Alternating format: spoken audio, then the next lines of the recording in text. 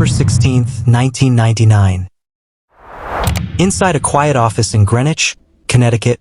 a hedge fund manager named Stephen Cohen reported another profitable day while the rest of Wall Street barely noticed, because nothing about the trades looked illegal, nothing violated market regulations, and nothing triggered alarms.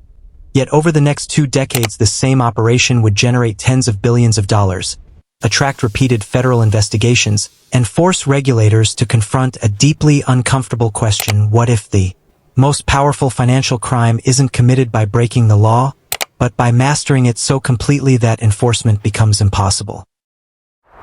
Stephen A. Cohen was born on June 11, 1956, in Great Neck, New York, and by 1983, after graduating from the Wharton School, he joined the trading firm Gruntle Company, where his ability to identify short-term price movements quickly separated him from peers, not through insider leaks or system manipulation, but through pattern recognition, aggressive risk-taking, and a tolerance for volatility that most firms avoided,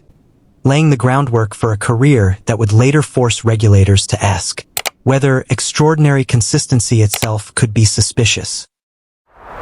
On January 1, 1992, Stephen Cohen founded SAC Capital Advisors with approximately $25 million in capital, structuring the firm as a network of individual portfolio managers who operated semi-independently, a design that increased speed, obscured internal visibility, and distributed decision-making in a way that technically complied with regulations, but practically made accountability diffuse, creating an organization where profits could be traced instantly, but responsibility could not. Between January 1993 and December 2000, SAC Capital reported positive returns in nearly every market condition, including during the Asian financial crisis in July 1997 and the dot-com volatility beginning in March 2000. A level of consistency that quietly circulated among Wall Street compliance officers, because while individual trades appeared legal, the firm's ability to exit positions minutes before negative announcements created a statistical pattern that felt unnatural, raising a question few wanted to voice openly: was this extraordinary skill, or was information moving faster than regulations could detect? On Thursday, June 28, 2001, the Securities and Exchange Commission quietly logged early inquiries related to trading activity connected to firms doing business with SAC Capital, not accusing Cohen directly but attempting to understand how certain equities repeatedly moved just before earnings surprises. And although no enforcement action followed, the internal concern marked a shift. Regulators were no longer asking if something unusual was happening, but how it could occur without leaving fingerprints.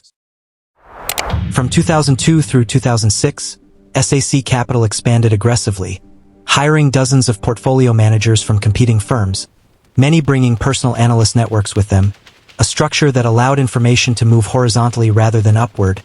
meaning valuable insights could circulate without ever touching Cohen's desk directly, creating a plausible layer of separation that would later become central to the firm's legal defense. When global markets collapsed in September 2008, SAC Capital not only survived but posted profits, a result that stunned competitors and alarmed regulators, because volatility that destroyed long-standing institutions appeared to strengthen Cohen's operation, intensifying the question that now followed him privately across Wall Street: how could a firm navigate chaos so precisely without advanced knowledge? And if profits soared during crashes, regulators were circling, and no trades were illegal on paper, then what mistake finally exposed the operation, and who inside the system would crack first? On Tuesday, November 20, 2012, federal prosecutors unsealed criminal charges against former SAC Capital portfolio manager Matthew Martoma, accusing him of insider trading related to confidential drug trial results obtained between 2007 and 2008, marking the first time investigators publicly connected SAC's profit engine to illegally sourced information, a moment that shifted the case from statistical suspicion to documented human behavior, and raised a critical question regulators had avoided. For years, if one manager crossed the line, how many others had done the same under the same roof? Between January 2013 and March 2013, prosecutors revealed that multiple SAC employees had secretly cooperated with the FBI, providing recorded phone calls, emails, and internal communications showing how earnings data and clinical trial information moved from analysts to traders minutes before execution, exposing a structure where illegal knowledge rarely traveled directly upward, but instead flowed sideways through layers of plausible deniability, forcing investigators to confront a difficult legal reality. How do you prosecute a leader when the system is designed to keep them one step removed? On Monday, July 29, 2013, despite mounting convictions across SAC Capital, Stephen A. Cohen himself was not criminally charged, a decision that stunned observers because while prosecutors could prove illegal trades occurred inside his firm, they could not prove beyond reasonable doubt that Cohen explicitly ordered them. Exposing a fundamental weakness in modern white-collar enforcement. Intent can be engineered to disappear even when outcomes are undeniable. On Monday, November 4, 2013, SAC Capital Advisors formally pleaded guilty to insider trading charges, agreeing to pay $1.8 billion in fines and penalties, the largest insider trading settlement in U.S. history at the time, a resolution that punished the institution while legally shielding its founder, raising a deeply unsettling precedent. Can justice be satisfied when a system is convicted but its architect walks free? On Tuesday, January 16, 2018, less than 5 years after Sachs' collapse, Stephen Cohen launched Point72 Asset Management, receiving regulatory approval to manage outside capital again, a move that reignited controversy across financial and political circles, because the system that had shut him down now appeared to welcome him back, prompting a final question that still divides opinion. Was this accountability? Or was it proof that power can outlast punishment? And if the law punished the structure, spared the leader, and allowed the system to reset, then was this case a warning or a blueprint? On Thursday, December 5, 2013, less than a month after SAC Capital's guilty plea, the U.S. Securities and Exchange Commission quietly updated its enforcement playbook, shifting focus from proving executive intent to mapping information flow inside firms. A strategic pivot born from the realization that modern financial crimes are engineered to leave leaders legally insulated, raising a crucial question: could regulators finally keep pace with crimes designed to look accidental? Between 2014 and 2016, federal agencies expanded whistleblower protections and financial incentives, resulting in a surge of insider tips tied to hedge funds and banks, a shift that transformed employees from silent observers into potential witnesses, but also introduced a dangerous incentive structure that forced authorities to ask, were they uncovering truth or manufacturing it? On Monday, March 23, 2015, hedge fund managers across Wall Street began reducing exposure to aggressive trading strategies, not because laws had changed dramatically, but because uncertainty had, as the SAC case proved that outcomes could be punished even when intent could not be proven, leading to a chilling effect that reshaped risk appetite industry-wide. On Sunday, November 8, 2015, major financial media outlets revisited the SAC case in long-form investigations, reframing it not as a scandal but as a symptom of structural design flaws within elite finance, sparking renewed public debate over whether modern capitalism punishes wrongdoing or merely prices it in. By December 31, 2016, despite reforms, settlements, and public scrutiny, the hedge fund industry continued operating largely unchanged, with profits rebounding and enforcement actions declining, forcing an uncomfortable conclusion: the system had absorbed the shock and stabilized, but had it actually learned anything? And if enforcement adapts but power adapts faster, then who is really learning from these cases?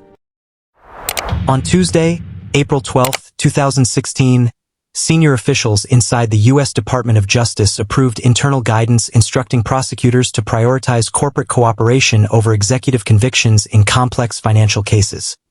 A decision never announced publicly, but one that quietly confirmed a strategic retreat from courtroom battles they could not reliably win, raising a dangerous question: if punishment depends on cooperation, what incentive remains for transparency before a crime is exposed? By Monday, June 6, 2016, hedge funds and banks had fully absorbed the message behind recent prosecutions, adjusting internal risk models to account not for legality but for settlement cost, a recalibration that reframed enforcement not as deterrence but as a line item,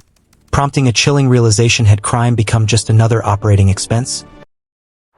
On Thursday, September 15, 2016, business schools and finance programs began quietly updating ethics curricula, using recent insider trading cases not as moral failures but as structural case studies, teaching future executives how investigations unfold rather than how wrongdoing begins,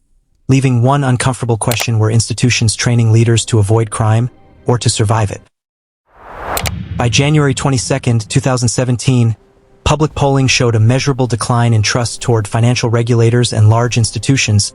driven not by a single scandal but by a pattern of outcomes that consistently shielded leadership from personal accountability, reinforcing a belief that enforcement existed primarily to stabilize markets, not to deliver justice. On Friday, August 18, 2017, senior SEC officials privately acknowledged in internal briefings that future enforcement success would be measured by market stability rather than criminal convictions, a philosophical shift that marked the end of an era where justice and deterrence were assumed to align, forcing one final question: if stability becomes the goal, who bears the cost of misconduct? By December 31, 2017, the insider trading era that once promised accountability had quietly transformed into a system optimized for containment rather than consequence, leaving behind a truth that no settlement could erase: the system had learned how to survive scandal, but not how to prevent it. And if the system adapts faster than accountability, does justice still exist or only stability?